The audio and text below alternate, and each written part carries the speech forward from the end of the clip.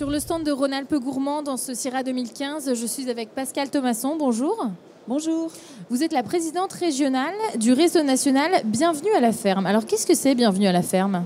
Bienvenue à la ferme, c'est donc un réseau national développé par les chambres d'agriculture qui regroupe 9000 agriculteurs de France et qui sont labellisés sous différentes formes pour tout ce qui est accueil, ferme pédagogique, la restauration, l'hébergement, mais également tout ce qui est produits de la ferme, produits fermiers vendus en circuit court, soit à la ferme directement, soit en collectif, dans des initiatives collectives comme les magasins de producteurs, les marchés de producteurs de pays et les drives fermiers nouvellement créés. Donc il y a 9000 exploitations en France qui appartiennent à Bienvenue à la ferme. Et en Rhône-Alpes, il y en a combien à peu près ? Il y en a environ 550. D'accord, plus de 500. Et donc quand on voit cette appartenance à ce réseau, ce logo dans les exploitations, c'est la garantie de quoi ? Alors c'est la garantie pour les consommateurs que ce sont bien des agriculteurs qui sont derrière les produits et derrière les initiatives d'accueil. Et puis également, c'est une garantie parce qu'il y a un cahier des charges par rapport à la qualité de l'accueil, à la qualité des produits, à la transparence aussi, ce sont bien des produits de la ferme majoritairement qui sont vendus ou mis sur la table. L'intérêt de ce regroupement, c'est d'être plus visible, de mieux se faire connaître, de mieux valoriser la qualité des produits ? Oui, c'est ça, mieux se faire connaître, mieux être reconnu du consommateur. Et donc ça, c'est important parce qu'il y a énormément d'initiatives, c'est aussi un gage de qualité.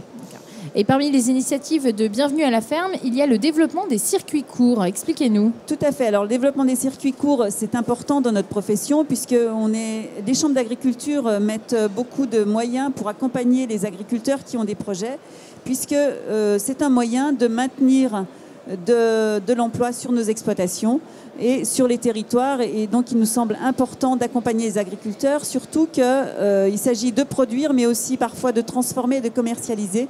3 métiers. Donc, c'est important d'avoir les bonnes compétences et d'accompagner correctement les agriculteurs pour qu'ils réussissent leurs initiatives. Et donc, ces circuits courts, c'est quelque chose que vous aimeriez encore développer ? Oui, tout à fait. Et donc, il nous semble important de développer justement ce réseau Bienvenue à la ferme pour fédérer les agriculteurs derrière cette marque, pour être, comme je le disais tout à l'heure, mieux reconnus du consommateur et pour apporter aussi des garanties et des gages de qualité. Ces gages de qualité, par exemple, quels sont-ils ?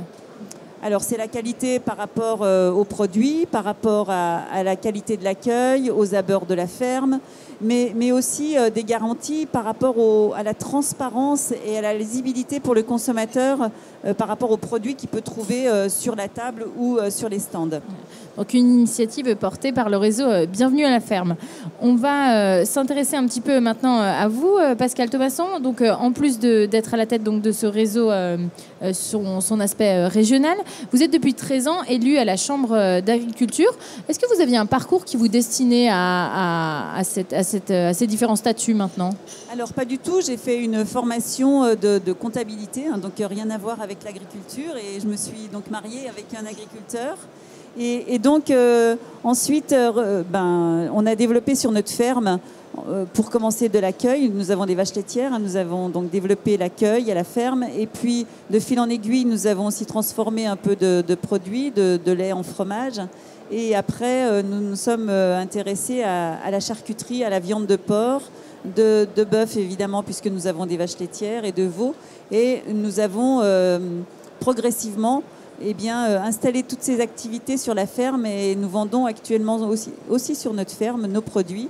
Et nous sommes dans des initiatives collectives comme Magasins de producteurs, où nous sommes regroupés avec des agriculteurs locaux pour faire un magasin, pour pouvoir proposer une gamme aux producteurs, ainsi qu'un drive fermier très récemment. Quand vous avez commencé à travailler pour l'exploitation donc, de votre mari, comme vous nous l'avez dit, est-ce qu'il y a un moment où vous vous êtes dit « Non mais je suis une femme, ce n'est pas pour moi » ou alors « ça va être compliqué ». Est-ce qu'à un moment vous vous êtes posé la question par rapport au fait que vous soyez une femme ?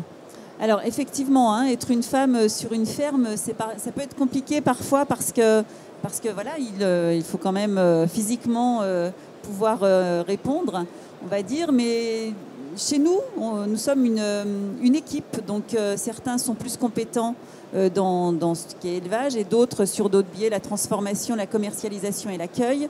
Voilà, donc en ce qui me concerne, c'est parce qu'on est une équipe et avec des compétences différentes que l'on a réussi cette activité.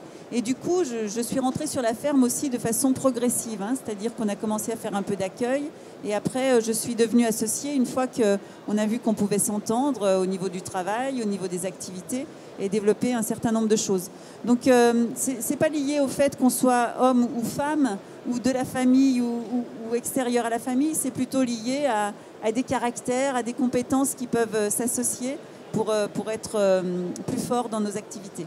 Donc en fait, cette différence de sexe ne rentre pas tant en compte du moment que chacun trouve sa place. Voilà, il faut que tout le monde trouve sa place et que voilà, chacun ait les compétences requises pour faire tel ou tel travail.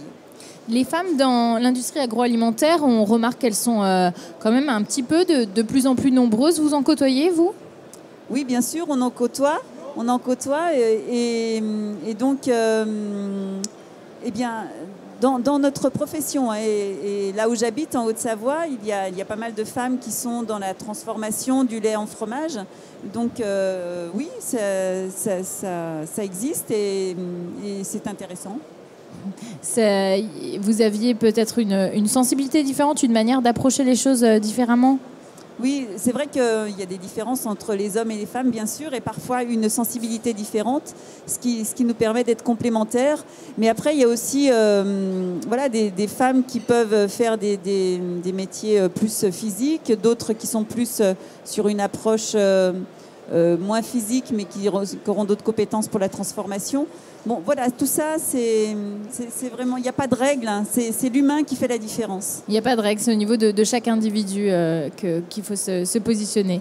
Merci beaucoup, Pascal Thomasson, donc, à la tête du réseau en Rhône-Alpes. Bienvenue à la ferme. Merci beaucoup. Merci. Au revoir.